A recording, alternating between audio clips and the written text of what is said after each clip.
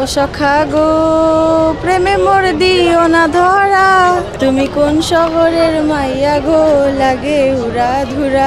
এই মুভিটা দেখার পর মন আরো ফ্রেশ হয়ে গেছে।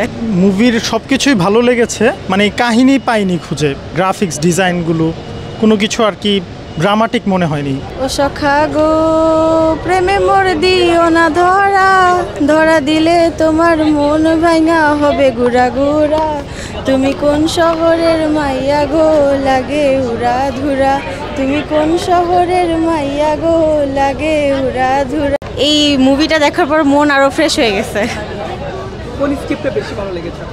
প্রত্যেকটা স্কিপই অনেক সুন্দর ছিল, আরও মানে অনেক আগ্রহ নিয়ে দেখা উচিত ছিল আমার, বাট আমি দেখতে পারিনি কারণ আমার ছোটো বোন অনেক ডিস্টার্ব করতেছিল, কিন্তু প্রত্যেকটা অনেক সুন্দর ছিল। অবশ্যই সাকিব খান।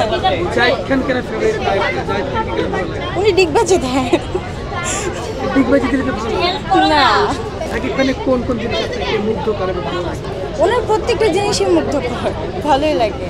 মুভির সব কিছুই ভালো লেগেছে, কিন্তু একটু কাহিনী থাকলে আরও ভালো হতো, বেটার হতো, মানে কাহিনী পাইনি খুঁজে, কিন্তু এছাড়া ভালো লেগেছে সব কিছু, মানে ফাইটিং দৃশ্যগুলো, তারপর হচ্ছে আপনার গ্রাফিক্স ডিজাইনগুলো কোনো কিছু আর কি ড্রামাটিক মনে হয়নি, এটা ভালো হয়েছে। মানে ওটা থাকলেও ওটাকে হাইলাইট করেনি, এটা একটা সাইড ভালো লেগেছে, মুভির একটা সাইড ভালো লেগেছে, মানে একটা আছে না যে শুধু প্রেমের কাহিনী নির্ভর মুভি, এই ধরনের না, এই জন্য আর কি একটু ভালো লেগেছে। ফাইটিং দৃশ্যগুলো, তারপর হচ্ছে বর্তমান যেরকম সবাই একটু অ্যাকশন লাভার, একটু থ্রিলার টাইপ, তারপর ক্রাইম সাসপেন্স, এই বিষয়গুলো আর কি ছিল, এগুলো একটু ভালো লেগেছে আর কি, ভালো লাগার মতো বিষয় ছিল। না না, এটা তো আসলে ওই মানের বাজেট না বা ওই মানের মুভি না, বাট হ্যাঁ মানে আমাদের বাংলাদেশের প্রেক্ষাপটে এটা সবচেয়ে ভালো মানের বলা যায় আর কি। ট্রোল করার মতো না, এটা আসলে পজিটিভ সাইড আছে, তো সুতরাং এটাকে অ্যাপ্রিসিয়েট করার মতো, এবং কি এটা আমরা যদি দেখি দেন এটা উৎসাহ পাবে, আরও ভালো ভালো মুভি হবে।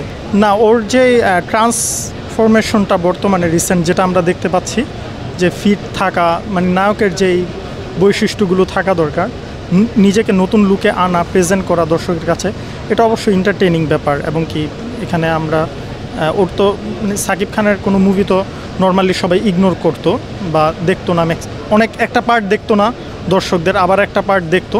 এখন যেই লুকে আছে বা যেইভাবে ট্রান্সফরমেশন নিয়ে আসছে, সবার কাছে আর কি অ্যাকসেপ্টেবল।